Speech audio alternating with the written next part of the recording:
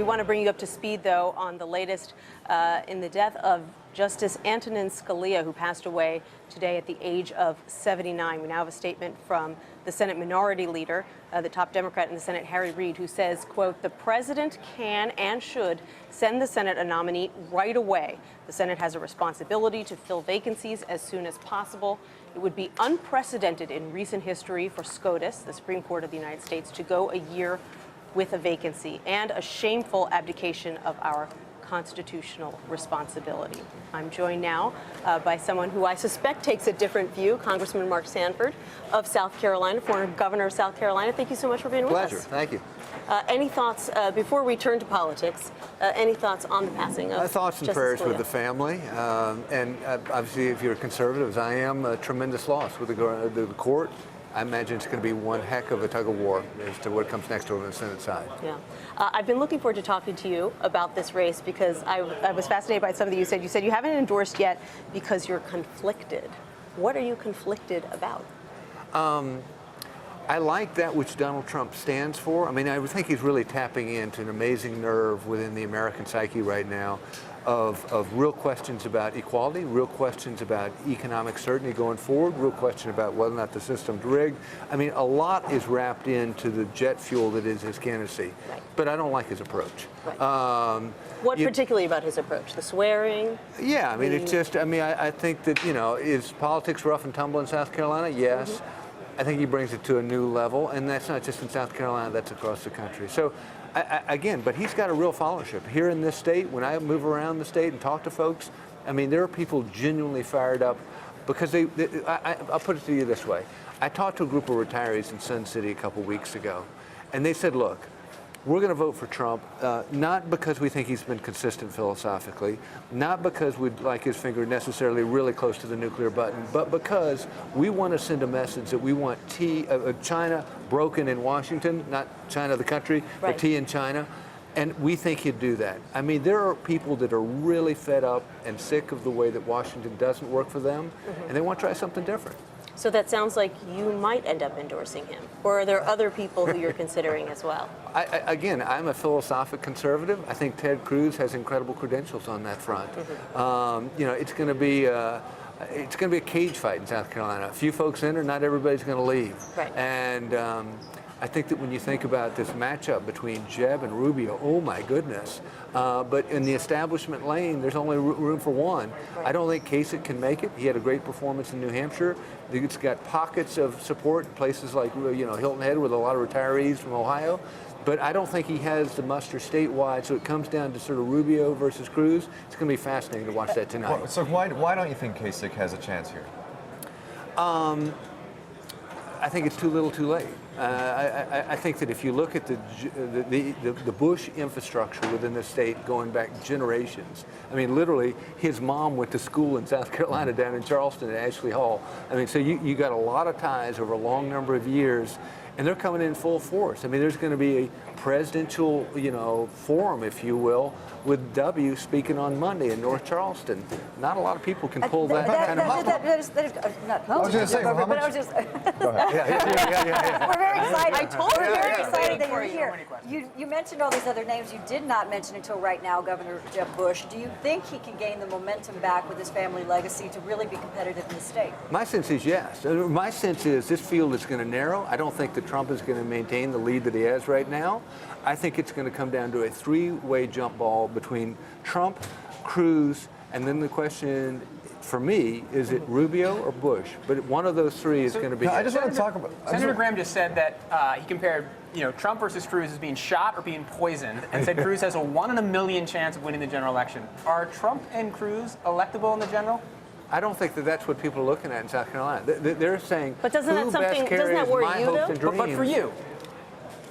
I'm, you know, one of 4.8 million people in the state of South Carolina. And so I think that ultimately, you know, if there's every year where endorsements matter little, this is the year. I mean, it is the year of the outsider. So I think that what really matters is the degree to which any of these candidates are resonating with that person in Gaffney, South Carolina, or in Yemassee, South Carolina, Are you talking about what I care about? I think that's the issue of this debate. Let's just get back to Bush for a second. Yeah. So we talk about this Bush legacy. We talk about there's a sense that there's some strength there, underlying strength based on history. Are we reading too much into this? Because George W. Bush ran in South Carolina in 2000. That was a long time ago. And Still fresh in my memory. We're going to get to that. Rick remembers it all too well. I was there with you. are we giving too much weight to this Bush legacy idea, and maybe that 2016 A is a different year, and B that maybe the Bush's time has passed in South Carolina? I would just say this. Media weight matters less so at the presidential level than it does at the senatorial, gubernatorial, or congressional level. But you talk about a super PAC pouring in money right now in ads in South Carolina. That, I would think, has some effect. Rick would know far better than I do. Yeah, I think everybody needs to understand that South Carolina's got the highest concentration of veterans in the entire country. George W. Bush is singularly the most popular politician in South Carolina, bar none, by a lot. So when he comes into the state, it's going to have an impact. Now, whether it has enough of an impact to do something for Jeb's campaign and put him into the front load, that'll be yet to be seen. But they've got a series of events, as Congressman just pointed out, starting on Monday, and that's going to dominate the news. Even Donald Trump is going to have a hard time competing with Jeb and his brother George W. when he shows up in town. But we'll find out, I think, and this is the question: is Jeb Bush George W. Bush, or is he not? Well, I think the whole point of bringing him in is to give that sort of endorsement over so that you get that aura. Whether he is or not, it's going to be determined by the voters of South Carolina, as the congressman said. But who has a bigger weapon to use politically in the state than Jeb does right now for the next 7 days? Yeah.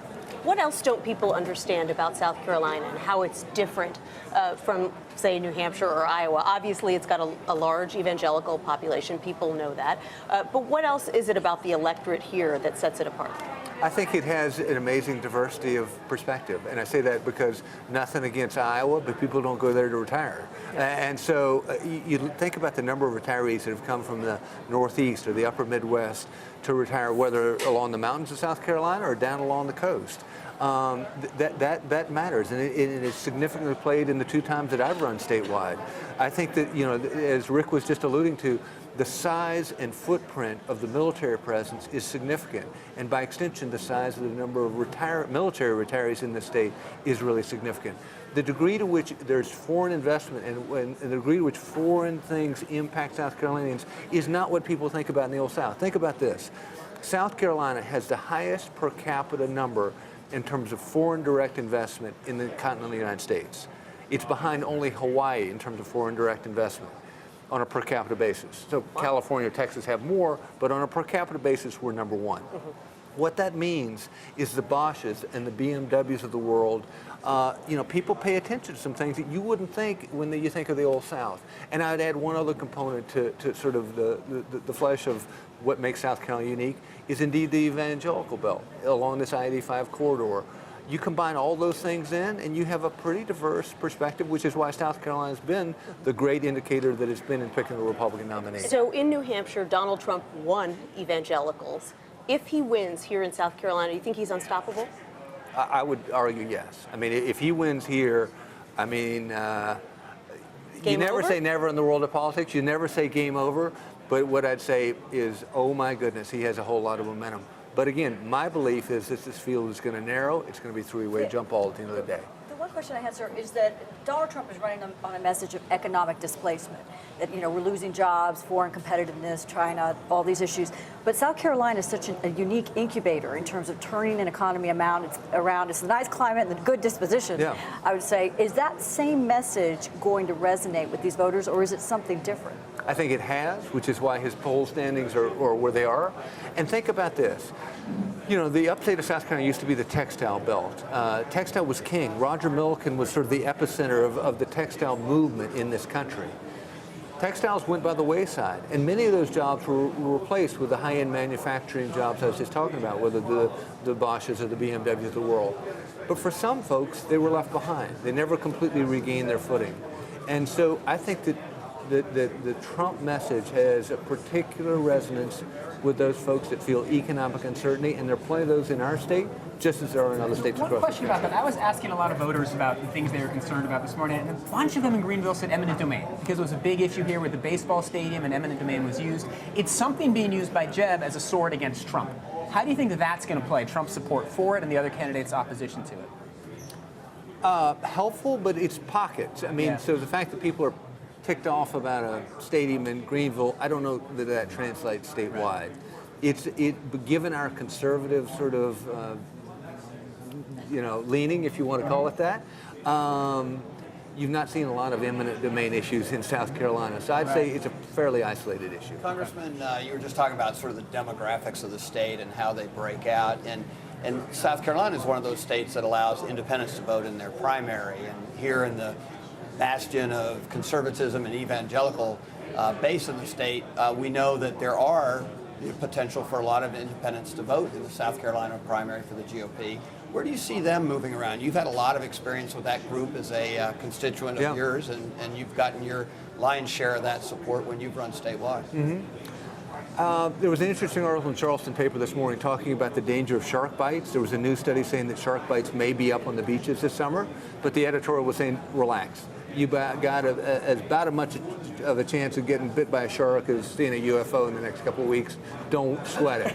I think that this one falls in the same category, which is people, every election cycle they worry about, Democrats are going to come back and flood the Republican primary. It doesn't happen. It really hasn't happened in large numbers. I don't think it'll happen. How would you characterize independent voters, though, in South Carolina? More conservative leaning, more moderate? Where do they sort of fall? An independent in South Carolina would be viewed as a staunch conservative in New Jersey. I mean, you have to remember where we're coming from. So, I think that particularly as you go down the state, as you go toward the coast, it's more of a libertarian perspective. People are, for instance, much bigger on the environment, less so on social issues, more on economic issues as you go toward the coast. So I would say the independents, in as much as they exist in South Carolina, tilt toward the coast. And so who does that benefit? It would benefit somebody like John Kasich. But I don't know that there are enough of them, which is why I said I don't think he's including the jump ball. Congressman Mark Sanford, thank you so much. We got to Thank let you. you go, but we hope you'll come back after the debate to tell us if you're still conflicted. Deal. Or if you've made up your mind. Sounds good. Thank you so much.